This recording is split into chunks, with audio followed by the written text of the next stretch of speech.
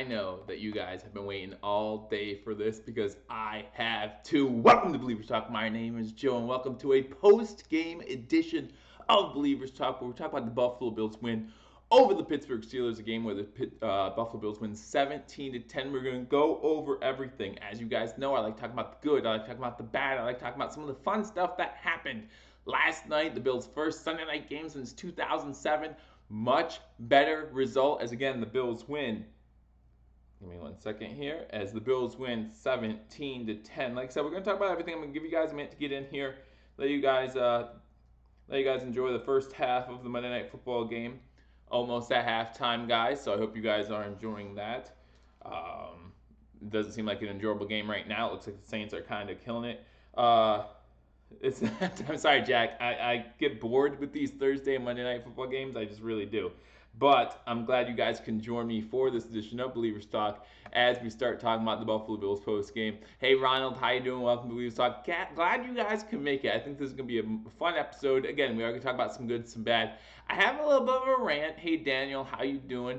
A rant to my fellow believers. Some of you questioning some things that happened last night, and it just rubbed me the wrong way, and I'll talk about that a little bit as well. And you guys can tell me I'm wrong, and just hit that like button. Just hit that like button if you guys disagree with my opinion on what I'm going to rant about in a little bit. Then that's fine. We can have a difference of opinion, but hit that like button, share this video, and again, if you haven't already subscribed, hit that subscribe button. And guys, now is the perfect time to subscribe, because if you haven't subscribed, go over, after you subscribe, go over to stampede.com. We are giving away this autographed Andre Reed signed Buffalo Bills jersey. I always don't know if I flip this right upside down, I don't know, but we're giving this away. So all you have to do is subscribe, follow me on Twitter, follow Boy the Stampede on Twitter, then go to boythestampede.com, submit your entries. We already have a few hundred entries. Really appreciate it, guys. Hope you guys all get a chance to win this jersey. It's going to be a good time giving that away. Going to be giving that away this Saturday as the Buffalo Bills play the New England Patriots. Join me Saturday as I do a live stream, live play-by-play, and reaction, guys. I know Mario and Paul from #Sports gave you a live play-by-play reaction yesterday. I'm sure you guys all had a good time in there. They do a great job, so I'm sure you all had a good time. But thank you guys for joining me for the post game. Again, I want to give you guys a couple minutes to get in here, and I'm kind of setting things up myself. I know I got on here. How you liking 10-4? I love 10-4. On to the Pats. We'll talk about the Patriots a little bit, and some benefits to beating Patriots this week, whether we win out and then the Patriots lose out or whatever happens. We'll talk about some tiebreaker scenarios. Tomorrow, you know how I do it. I'm going to give you my AFC playoff picture. Tomorrow, I'm also probably going to do a video. Maybe we'll do it in the same video, ranking who I want to see in the playoffs. Now, the teams in the playoffs that we could potentially play in the wild card round, because it's really looking like the Bills are going to play in the wild card round, right? If we win the division, then I don't know if we're going to leapfrog Kansas City as well. Maybe we do, but it's not looking like we would. But if we win the division, looks like we'll probably be a 3 seed, maybe a 4 seed, no, 3 seed probably. But if we don't win the division, then we'll be that 5 seed. We clinched at least a 5 seed. Not only did we clinch the playoff spot, but we clinched at least a 5 seed. So at worst, we'll be playing the 4 seed. We will not be in that 6 seed position. And that means if the 6 and 5 seeds win out, we will host the AFC Championship game. That would be awesome. If the Steelers win that 6 seed, with those defenses, don't be surprised if that's what happened. Elman's playing hurt. On to screw England. Hey, if they keep cheating. I didn't see any New England people videotaping us yesterday, but who knows what happened. Let's go, Buffalo. Fantastic Fish comes in here. Yeah, guys, again, hey, Kenneth, how you doing? Hit that like button if you haven't already. Again, I'm going to get started in a second. I want to give you guys all a chance to get in here to enjoy this post-game. Enjoy this moment. I hope you guys are watching all the post games, whether it be Buffalo Fanatics, #Sports, Cover One, Blindsided Sports. We're all excited. We're all excited to be a part of Bills Mafia right now.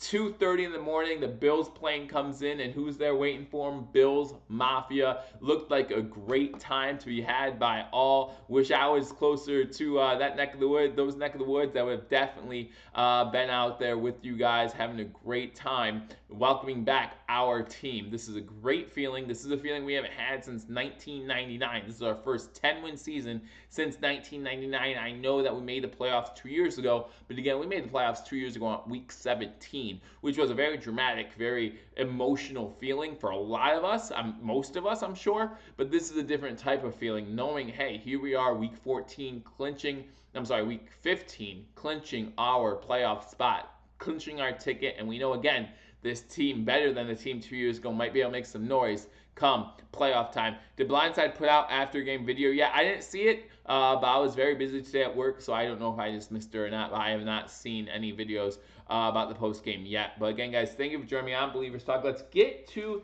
some of the bad from this game. I'm gonna start with the bad. Now get to my rant, because hopefully by then a lot of people will be in here, and then we'll get to the good about this game. So again, guys, hit that like button. Tell me what we beat the first. That's in the regular season, Ronald Enix. So we beat the Steelers in the postseason in 1993 in Pittsburgh, but this is the first time we beat them in Pittsburgh in the regular season since 1975. That is correct. Strange to be in the playoffs and still have 2 games to go and still be in the AFC East picture, right? We are in that picture for that division. No reason to think we can't go into New England just like we went into Pittsburgh and come away with the W and then leave it up to week 17, right? Anything can happen week 17. If you remember 2 years ago when we made the playoffs, going into week 17, we had like an 11% chance to make the playoffs. 11% chance. And as the day went on, that actually decreased until the Bills get that victory. I think the Jaguars lost or something like that. Just a couple things had happened. The LA Chargers lost, and it left the door open for the Cincinnati Bengals to beat the Ravens and for the Buffalo Bills to get in the playoffs. So anything can happen. Hey, let's go Buffalo, comes the Angry Buffalo sports fan into the house. Again, guys, thank you for joining me. So let's talk about the bad of this game. Like I said, I always think there's bad and good in every game, no matter if you win or lose. I always like to look at the game, watch the game again, knowing the results, so I don't have that emotional attachment. And guys, I gotta tell you, last night I was sitting in a bar that's based in Pittsburgh, right? They have a location here in Lancaster, but I'm sitting in a Pittsburgh bar having the time of my life. As some of you might have seen when Hashtag did their post game, I was feeling pretty good last night, and it wasn't all just because of the playoffs. It was a great feeling. I had a great time. I got the last laugh, which is always the best part about it, and we get that playoff spot. So that's what I was doing last night. But now I got to come back home, watch the game again, and take down some notes and figure out what this team needs to work on going to New England. A team is never a finished product, always could have things to work on. Kenneth Osborne comes in. Singletary gotta do better of holding on the ball, especially in the playoffs when it's a L and you are out. We'll talk about that. We will talk about Devin Singletary around Enix. It feels I can't say that, tastic, LOL. It does. It really does. So we're going to go into the bad. And my first bad, something I really want to focus on, and we'll focus on some reasons why this might not be as bad as it looks, but penalties, right? Yesterday, the Buffalo Bills had 8 penalties for 70 yards. Now, I know a lot of you, the first penalty you think of from last night's game is that face mask on Tremaine Edmonds, right? Not the one that was on, I think, Matt Milano. That was obviously a face mask. That face mask on Tremaine Edmonds, the one that didn't happen. I'm still looking to see what they saw, which they'll never tell us because they don't know either. But a 15-yard penalty really hurts the Bills in that spot. I don't think the Steelers end up scoring in that situation. I think that was one of their fumbles that we ended up getting, but still is a crucial call in that juncture of the game. A very bad call. I don't know if we're moving to a point where all calls can be reviewed or not, but that's one of those big ones that you wish you could have had the referees take another look at and say, wait a second, there's no face mask on that play. In other words, Joe had a few, not Cosmos, Jackpot. I don't live in Hawaii, man. Actually, I drank a lot, and I drank a lot of other, just mixtures of stuff, so it was a good night. But penalties were killing us last night. The first play of the game, opening kickoff, don't you know Siren Neal gets a penalty? I mean, that's the opening kickoff. I mean, you need to be better starting the game than having an opening kickoff penalty. Putting the team behind the sticks to start off the game is not how you want to start. And then you talk about we had 2 penalties that gave the Pittsburgh Steelers first downs. And let's not forget about the penalty that was declined. So it doesn't count towards the 8 penalties for 70 yards. But stop the clock, the one that was on Spain, right? Towards the end of the game, 1:40 to go. He gets called for a holding penalty, which was holding. After I watched it again, he pretty much brought his guy down to the ground. The one thing you don't want to do there is cause a penalty. Save 30 seconds for the Steelers, who were out of timeouts. It was the worst possible time for Quentin Spain to get a holding penalty. So these penalties have to stop. Worst thing to happen, Morse tries to break Croft's neck now that his toe is fine. Hey, they were excited about that touchdown. We'll also talk about that in a minute too, of course. We got to talk about that. But these penalties need to stop again. We're averaging over 7 penalties a game, and it didn't get any better last night, and it almost cost us the game. Again, you start off the game with a penalty, and then fourth quarter you're trying to run out the clock. What you do, holding penalty. You can't even run off 30, 40 seconds of a play clock. If they get an extra 30 seconds, try them out a comeback. I mean, that interception in the end zone by Levi Wallace happened with 8 seconds left. Imagine if they didn't even have those 30 seconds. They would have been behind the sticks. It would have been much better. Worst thing was the clock stopped down the Spain flag. Yeah, absolutely, and that's terrible that they let that happen. The Spain should just let his man go. Let Gore take a 3-yard loss in that situation, which we can talk about the play calling at another time. But let Gore take the 3-yard loss and let the clock wind down. So that's my first bad from this game is those penalties. You have to be more disciplined. Hopefully that's something Coach McDermott, especially against the New England team, right? Against the New England team, you have to be more disciplined.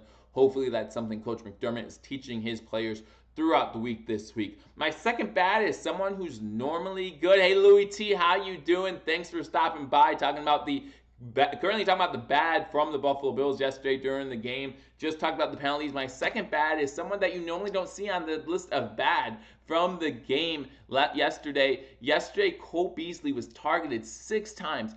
6 times he had 1 catch for 6 yards. 1 catch for 6 yards. I know Minkah Fitzpatrick is on you. I know Minkah Fitzpatrick, according to Pro Football Focus, is the 5th best cover corner in the game today. I understand all that. But 2 of them were in your hands, including one that you just did a volleyball type move, a volleyball set. So it was easy pickings for the Pittsburgh Steelers to intercept. And guys, whether you want to say that was on Allen's fault for throwing it too high or Cole Beasley's fault for not being able to catch it, Cole Beasley did get both hands on it, right? And that's what matters. He gets both hands on it. He needs to come down with that catch. He's come down with that catch before. And if he can't catch it, the last thing you want him to do is tip that ball up in the air. Cole Beasley needs to improve. Better believe that he is going to want to have a comeback game next week against the New England Patriots. Good thing John Brown stepped up, and we will talk about that when we get to the good, of course. My third negative from this game, and I know that he had the game-winning, game-clinching interception. So I know some of you look at the interception and say, oh, well, he did great. Levi Wallace looked bad yesterday. Whether people want to admit it or not, he does come away with the game-clinching interception, but he did not look good. He is credited for giving up 5 catches for over 80 yards yesterday, and that's not even including the worst play that he had yesterday, which was a stinking the only Pittsburgh Steelers touchdown is a little out pass to Connor, who runs it 15 yards for a touchdown because Levi Wallace hits him on the sideline and just tries to push him out of bounds when he's nowhere near the sideline. Nowhere near the sideline. This defense was playing great yesterday. If there's one thing that pointed out to me and said, this doesn't look good, it's Levi Wallace. I think he needs to do better again. He was credited with allowing 5 catches yesterday for over 80 yards. He had that lackluster tackling on that TD. Just not happy with the performance from Levi Wallace. Now again, give me the whole season of Levi Wallace. I say he's had a pretty good year, but give me yesterday. Same thing with Cole Beasley, right? Cole Beasley's had a great year for the Buffalo Bills. It just wasn't apparent last night. Last night they could have done better. And then my fourth bad, and someone brought up earlier in the comment section as well, is Devin Singletary. Now, the good news is this seems to be a admonition and not like a developing situation. Now, but the bad news is he's had 4 fumbles this season. He's had 2 in 2 games, right? So 2 games, he's had two out of the, 12, 13 games we played, 10-4, so 14 games we've played. He's had 2 fumbles in both of them. So it seems like when he fumbles, when he gets the fumble bug, it seems like he has multiple fumbles in a game. That's not good. The good news is, though, he's only had them twice. He's only had 2 games where he's really had a hard time holding on to the ball. So hopefully that does not continue to be a problem. Hopefully this is more just an outlier, not more the norm for Devin Singletary. Other than that, Devin Singletary had a good game yesterday. I thought Devin Singletary played well. We won't talk about him in the good section because it's hard to talk about someone in the good and bad at the same time, but just need to be able to control those fumbles, in my opinion. Let me get some of your comments. Again, guys, if I'm not reading your comment and you have something you want to say, go ahead and use that super chat button. Helps out the channel, and then I get to read it on the air, get to see what you guys want to say about the game yesterday. Jack, you can check for me. Is the game finally at halftime? I have no idea. Who doesn't love Teron Johnson? That dude throws his body around. Jack, yeah, he absolutely threw his body around yesterday. And who wasn't scared yesterday when Trey White came up holding his shoulder? Who wasn't scared yesterday when he made that big hit on the wide receiver for, 3-yard loss? And you're thinking, yes. And then he comes up holding his shoulder immediately, signaling to his shoulder, signaling to his sideline that he needs help. Man, my heart stopped for just a second. Now, luckily, he comes back into the game after, I think, one series. I think he only missed a series. And to be honest with you, that was probably Levi Wallace's best series of the game yesterday, was when Trey White went out. So happy to see Trey White come back. But yeah, it was definitely a scary moment for Bills fans. Let me again get some of your comments. Jordan Phillips said the defense went into that game mad because of Duck saying Buffalo was just another defense. Yeah, Cole had 2 drops. Yeah, Daniel, he did. And you look at some of the drops, I know that our fullback DeMarco also had a drop in this game, but that ball was tipped at the line, I believe, too, so a little tough to say that. Smash that thumbs up button. Absolutely, Daniel, thank you for letting me know. Yeah, absolutely, hit that thumbs up button. Levi was slow to recognize the pass play. Connor allowed the TD. Yeah, and again, if you're slow to read a TD, I get that. But the lack of effort afterwards to try and tackle him, he's a big guy. You're not just gonna push him out of bounds. It's just so annoying. And don't act like if we would push him out of bounds at the 4-yard line or wherever it was, this defense couldn't have held their ground against the Pittsburgh Steelers, who are last in the league in red zone touchdown efficiency. We definitely could have done that, and this game would not have even been close. In my opinion, I think the Bills played a much better game than the Steelers. I think we outplayed them by more than 7 points even. The turnovers became a factor, bad times for turnovers, especially that Devin Singletary, that second fumble, or that fumble that Pittsburgh recovered. But it happens in a game, and if we look at the turnovers, we won the turnover differential 5-2. So you can't be too upset about that. But it is what it is at this point. But those are my negatives from the game yesterday. Again, talk about the penalties, talk about Cole Beasley, Levi Wallace, and then Devin Singletary. Do I think we can win a playoff game? Absolutely. Absolutely. I don't think we could just win one playoff game is the scary thing. I think we can beat Baltimore. I think we can beat Kansas City. I think we can beat Houston. I think we can beat New England. I think we have a chance to beat every single team. The fact that Vegas is only giving that, but Vegas, again, only said we were going to win 6 games this season, so what do they know? But they're only giving us about 5 to 10% chance to win the Super Bowl, I think, or win the AFC, something like that. It's really low. I think it's ridiculous. I think if you look at this defense, they're ready to go. They're going to keep us in every single game. Josh Allen has the second best QBR among quarterbacks in the fourth quarter. You keep him in the game in the fourth quarter, he's going to get the job done more times than not. I think this team can surprise some people in the playoffs. And even if we don't, again, as I've been saying all season, we're ahead of schedule. We're ahead of schedule. We're going to make the playoffs, possibly get that 11 wins I was talking about at the beginning of the season, have the season go 11-5. This is exactly what I predicted at the beginning of the season. Now, if we lose to New England, we might start starters against the Jets, but that's all down the road. I, again, think we can beat New England next week, and that would surprise a lot of people, but not us here in Bills Mafia. And then we look at Week 17 as a chance to win the AFC East. It's going to be a lot of fun, guys. If we can roll on offense, yes, says Jack Patrick. If Trey White doesn't make the Pro Bowl, we riot. Wait, he won't be able to play.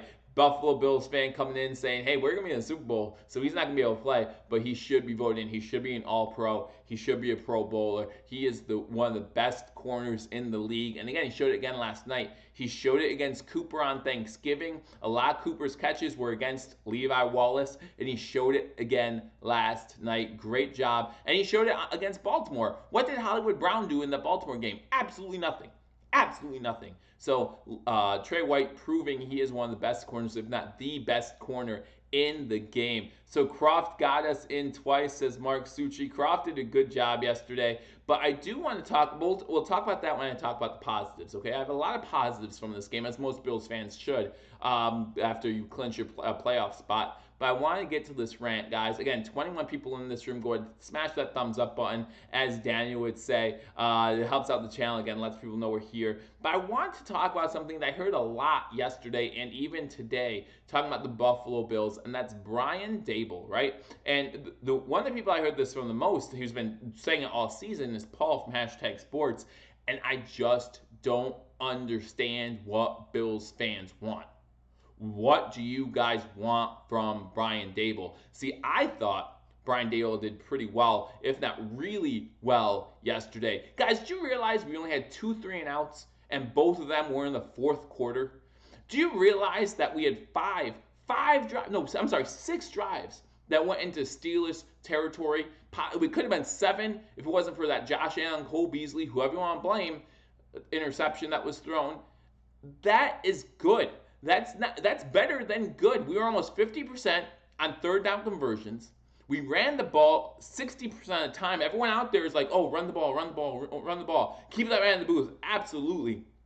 But this whole season, everyone's like, Croft doesn't run the ball. Dan Mitchell from Bills Mafia, and again, check him out too, just came up with a new shirt that says run the ball, right? Because that's what Bills fans have been dying for. Run the ball. He runs the ball 60% of the time.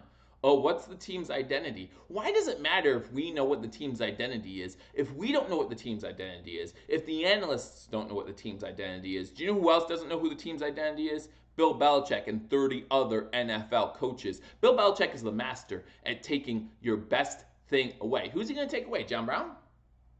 He's going to take away John Brown? Okay, cool. We'll give Devin Singletary. No, you're going to take away Devin Singletary? Cool, we got Cole Beasley. You're going to take away Cole Beasley? Cool, we got Dawson Knox. You're going to take away Dawson Knox? Well, John Brown will be open again.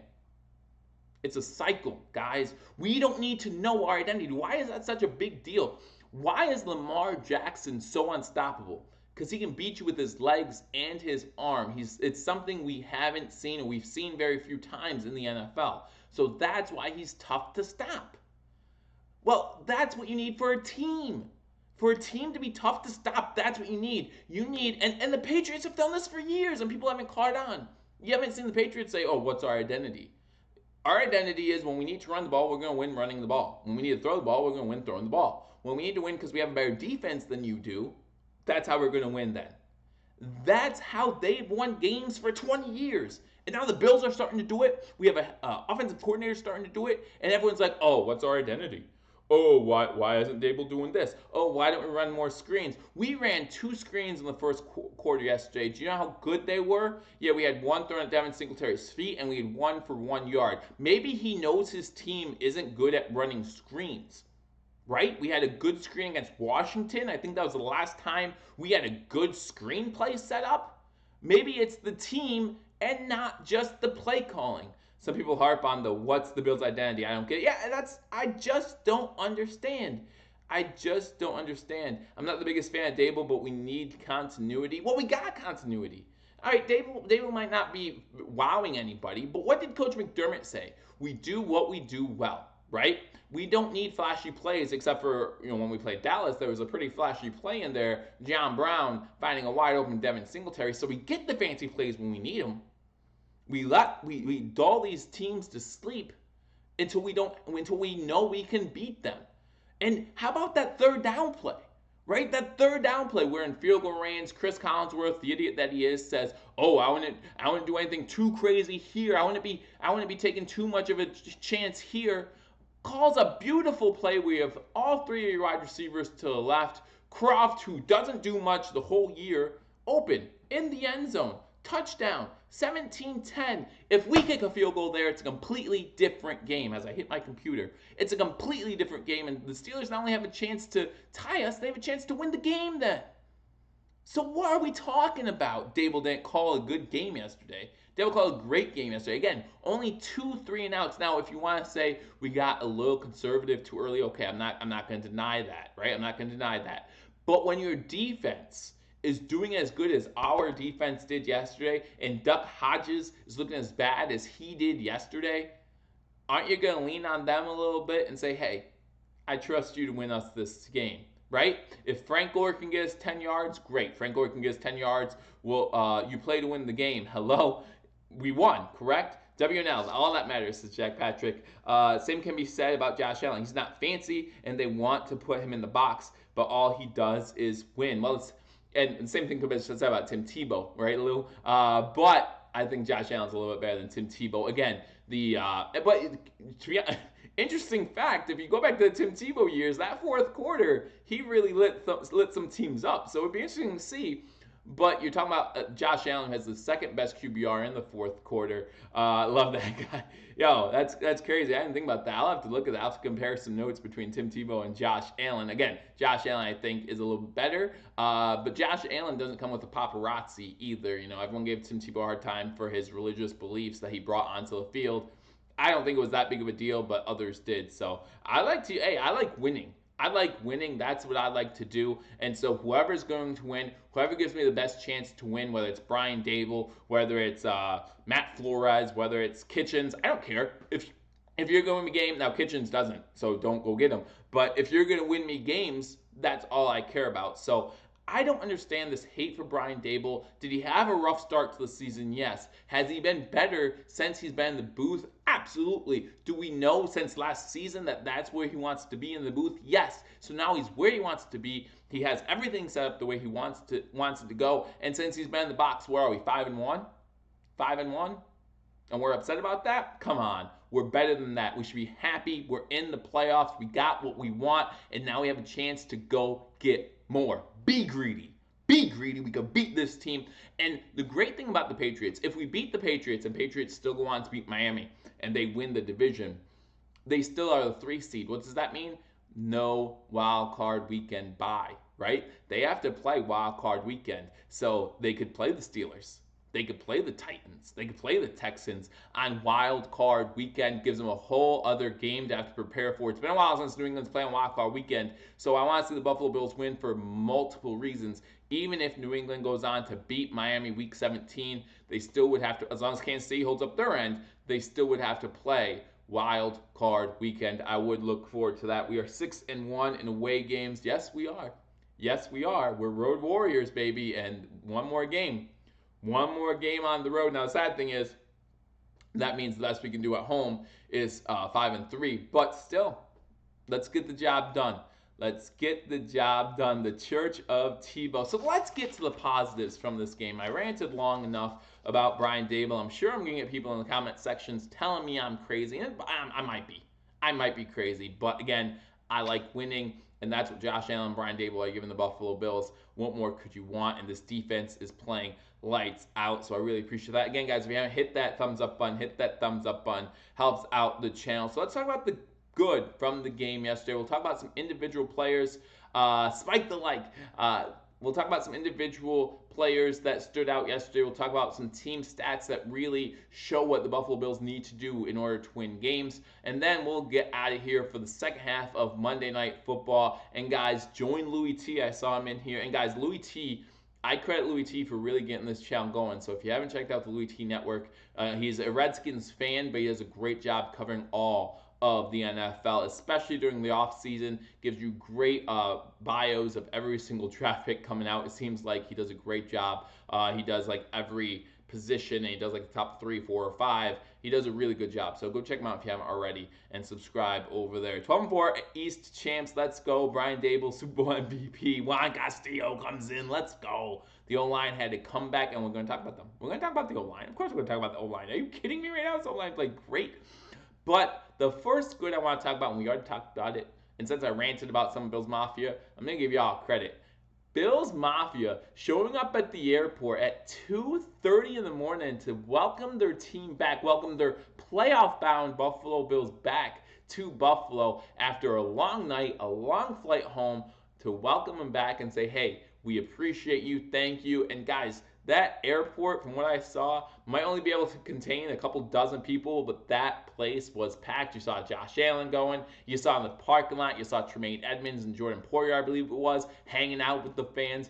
Great job showing up by Bills Mafia. Great job showing up at Heinz Field as well. So a lot of blue in that field, a lot of blue in the stands. So great job. You know, you see those terrible towels going all the time on other people's home turfs. Great to see the Bills show up in Pittsburgh in force for a game that was flexed to that 8 o'clock hour. So great job by the by Bills Mafia. So good job. That's my first good of the day. My second good from yesterday has to be John Brown. 7 catches, 99 yards. 7 catches. The problem with Dable is lack of consistency. I don't buy that. We're 5-1 in the last 6 games. 5-1, 5-1 when he's in the booth. That seems consistent to me. Seems consistent to me. That's all I'm saying. Now you could say he struggles in the third quarter. You could say, but we're 5-1. That's consistent. So, John Brown, 7 catches, 99 yards. The only Bills receiver, other than Devin Singletary, who had 2 catches for 2 yards, because, we do so great with screen passes, 2 catches, 2 yards. The only other receiver to get more than 1 catch is John Brown, 7 catches, 99 yards. And with the 99 yards, he becomes the first wide receiver in Bills history since Sammy Watkins in 2015 to go over 1,000 yards. Currently at 1,007 yards for the season. He's on pace to get over 80 catches this year. Again, we'll see what happens next week. Might not even play in the Jets game. I hope he's playing in the Jets game because that means that game matters. And there's only one way that game matters at this point, and that's if we beat New England. So I really want him to be playing in that Jets game. But he's on pace to get over 80 catches, on pace to get about 1,200 yards. So let's get him that. Let's get him to the Pro Bowl because he deserves it, because he has been a stud for the Buffalo Bills. He has been a true number one. I don't care what anyone said in the offseason. I don't care what anyone's been saying this season. He's been a consistent number one, our most consistent receiver this year. It hasn't been Cole Beasley. It's been John Brown. Love Cole Beasley. Love what this team is doing. But John Brown has done a great job. Don't remind me of Sammy. Yeah, it's a little rough. I live in Franklin, PA, so you have something to brag about today too, right? You had a lot of Steelers fans up that way. So you had something to brag about over there. I live in Pittsburgh and saw Bills fans everywhere. It was crazy on Sunday, says James Williams. Good. That's good to see. That's good to see that we, again, showed up for that game. Again, a game that was flexed. I saw a lot of Bills fans selling their tickets because they weren't able to make it once the game was flexed. And we'll see what continues to happen for the Bills. But John Brown, my first star of the game in this one for the Buffalo Bills. And then we'll talk about it, that offensive line going up against the Pittsburgh Steelers, who have the most sacks as a team this season. We give up 1 sack. 1 sack against the Steelers team. So great job. Did they get deflections on the footballs? Yes, good defenses do that, and the Steelers have a great defense, okay? They're a number 5 overall defense for a reason. They got a lot of tip balls, which I wasn't happy about. I want to see Josh Allen get a lot higher of a trajectory on his passes. Had some open receivers that he missed because of the balls being bad down at the line. But hey, again, number one teams or good defenses are going to do that. So we have to make sure that we prepare for that in the coming weeks, because we're playing a New England team that has one of the 2 teams that has a better defense by yards than the Buffalo Bills. We have a tough guy in Stephon Gilmore coming up. We saw that we didn't hear much from Minkah Fitzpatrick yesterday. Well, that's because we weren't targeting his way all that much. You saw John Brown. If you watch, all of John Brown's catches were on the left side of the field. He only went on the left side of the field to catch all of his passes, all 7 of them. So it's an interesting chart when you see that. But yeah, we try to stay away from Minkah Fitzpatrick as much as we can because, again, he's just a good corner. So we'll see what happens. Let me get to some of your comments that are coming through. Again, guys, hit that. Breeze just passed 540. Breeze just got the record for most touchdown passes. Congratulations to him. More to me, that was more about longevity. He's always been a great quarterback, but I want to put him up there in the top 5 quarterbacks all time. But good job for him. I still remember when Drew Brees was playing for the San Diego Chargers, and back then they were the San Diego Chargers, so I can say that. And he broke his shoulder. They brought in Phillip Rivers, and then Drew Brees got traded, and I was like, oh, who knows what's going to happen with Drew Brees from here on out. Well, he's done pretty good for himself in New Orleans, so congratulations, Drew Brees. Are they in the third quarter, or are they still in the first half? I have no idea where the game's at right now. Jack Patrick, you let me know.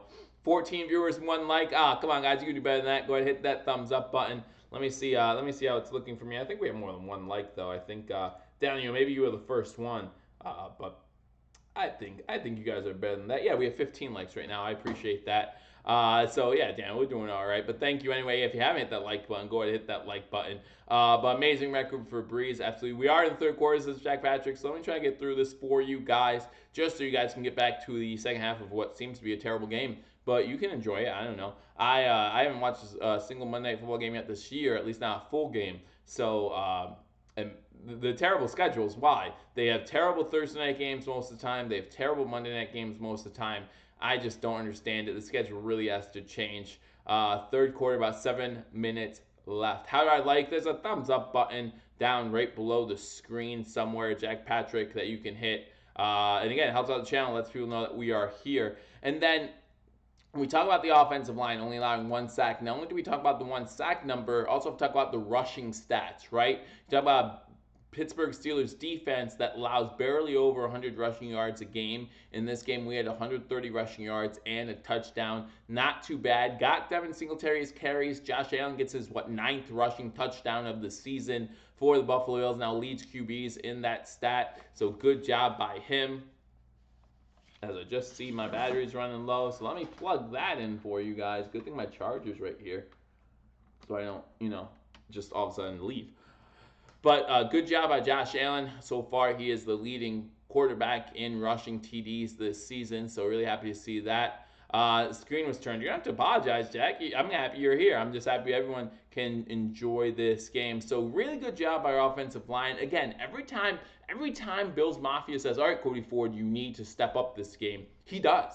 It's those games where we don't think he's going to have issues, where all of a sudden he seems to go back to his rookie ways, right? I think we have something for real here in Cody Ford. I'm not going to say he's Offensive Player of the Year like I saw in the comment section or anything like that, but I think he's been doing a great job this season. I think we've seen exponential growth. I think Ty and Secchi being there for most of the year has been a great thing. And it's going to be interesting to see when Ty and Secchi comes back, how they split the time. I'm not sure when Ty and Secchi is going to come back. We haven't seen him back yet on the practice field, even in limited action. So I don't know if they're going to hold him out until the playoffs or if they're expecting him to be back by the Jets game. I'm not sure. I'll give you my injury report news on Friday. I do that every single week on Friday. So guys, if you're not already subscribed, hit that subscribe button, like this video, and again, leave a comment. Tell me what you think about some of the things we talked about today. Some of the team stats that really worked out well for the Buffalo Bills yesterday. Obviously, the turnover rate, right? We had 5 turnovers yesterday. We gave the ball up twice for +3 turnover differential. That's going to win you ball games. You cannot throw 4 interceptions, Hodges, and expect to win football games. That's just not how it works. Trey White, of course, with a great day. 2 interceptions, really shut down Washington most of the day yesterday, so great job. Not sure how this game would have panned out if Juju Smith-Schuster was in the game. Obviously, things would have worked out a little bit differently, so hopefully he gets back for the Steelers in time for the playoff push, but it didn't affect us yesterday, and that's all we can say. We wish him well as far as getting healthy, and who knows what would happen in the game yesterday if Juju Smith-Schuster was in there, but we get the win nonetheless, right? You have to move on. Next man up, next man mentality. Mike Tomlin won't be over here crying, so I'm not going to cry for him. They still have a great season going on right now. Still definitely can make the playoffs, and I wish them luck until we see them in the AFC Championship game when the Bills would be home in that scenario, so wouldn't be too upset about that. Another good thing, time of possession. The time of possession in yesterday's game was great. We beat the Pittsburgh Steelers by 4 minutes and 40 seconds, I believe, in time of possession. And that's how you're going to win football games. Turnovers, penalties, which we actually were bad at, and I disagree about the touch count. Favre, Elway, Kelly threw fastballs their whole career. Wide receivers need to adjust. Daniel, was that my comment or is that somebody else's comment? Oh, that's Buffalo. I see him up there. Buffalo Bills. Well, again, we saw a touch pass to Devin Singletary go for 1 yard in the first quarter. I mean, it seems like he can have touch. We've seen it at times this season, but there are definitely times where you need to have touch on a ball. Not saying that's the only thing. Like, if he has a fastball, throw that fastball in there. In fact, the first offensive play of the game for the Buffalo Bills was a completion to Croft, right? Or I'm sorry, Knox. Dawson Knox. It was a little out route, 11-yard out route, and my man threw a dart, and he needed to. He pinned the needle on first down, first play of the game, really set the tone for this whole game, saying, hey, we're not scared of your defense. Hey, we can zing it in there if we need to, and we're going to move downfield. Again, only 2 3-and-outs yesterday. Now, Bajorguez still needs help. We still need punting help. I'm not going to disagree there. I mean, you talk about a guy who averaged less yards per punt than the Steelers punter, who had a 15-yard punt in this game. So Obviously, we need some help still at that punter position, but Bajorges can surprise you at times. He had 3 punts inside the 20 yesterday, so I'm not saying it was a terrible day for him, but definitely not one of his best days either. But you win the turnover battle, right? And we were +3 in the turnover battle, and you win time possession. Again, beating out the Ravens by about 4.5, a little over 4.5 minutes yesterday, really helped us out, gave us a chance to win this game. And then with 7 minutes to go, or a little bit more than 7 minutes to go, Josh Allen, guys. And with that win, the Bills clinched themselves a playoff spot for the 2nd time in 3 years. So great job by the Buffalo Bills, clinching ourselves at least a 5 seed. There's no team behind us that can catch up to us, and we can still catch those Patriots. Let's go get the Patriots. Again, Patriots week starts tomorrow. Let's all get excited about that. We can win this game. Again, 5-1 on the road this season. I'm sorry, 6-1 now on the road this season. Let's make it 7-1 in Foxborough this Saturday. And guys, I will be doing live stream this Saturday right here on YouTube. So make sure you hit that like button, subscribe to this channel, and again, leave a comment, as again, we will be giving you all the live play-by-play to the game this Saturday night. And then week 17, you have hashtag sports one more time for the final home game of the 2019-2020 season. It's going to be fun, winding down, but it's been a great time. I think this Bruce Arians style, if you read his book, you know that style, the style that is. Saturday, can't wait, guys. I know Saturday the game is only being shown on NFL Network, so if you don't get NFL Network, join me right here on YouTube. Join me on Sportscaster. We'll have a great time. Bills Mafia hanging out, enjoying the fact that not only can we be a playoff team, we can be an AFC East champ. Again, guys, don't forget to go up to wearthestampede.com for your chance to win this Andre Reed signed Buffalo Bills jersey. And if you go over and follow Craig Thompson on Twitter right now, he's having a sweepstakes as well for a Dawson Knox Color Rush jersey, so make sure you check him out as well. The worst part about Joe's team is when he's off. Hey, I'm sorry, I have to get going. You know, it's getting late. I'm tired. The wife, you know, I want to hang out with the wife a little bit, do that kind of stuff, celebrate in my own way, maybe grab a drink or two, and have a good night. I hope you guys have a good night as well. Again, thank you for joining me. If you haven't already, if you're watching this on a I don't know, not live, whatever you want to call it, hit that like button. Again, thank you guys for joining me. I will talk to you all soon. Bills are in the playoffs. Enjoy it. I'll see you soon. Until I do, go Bills.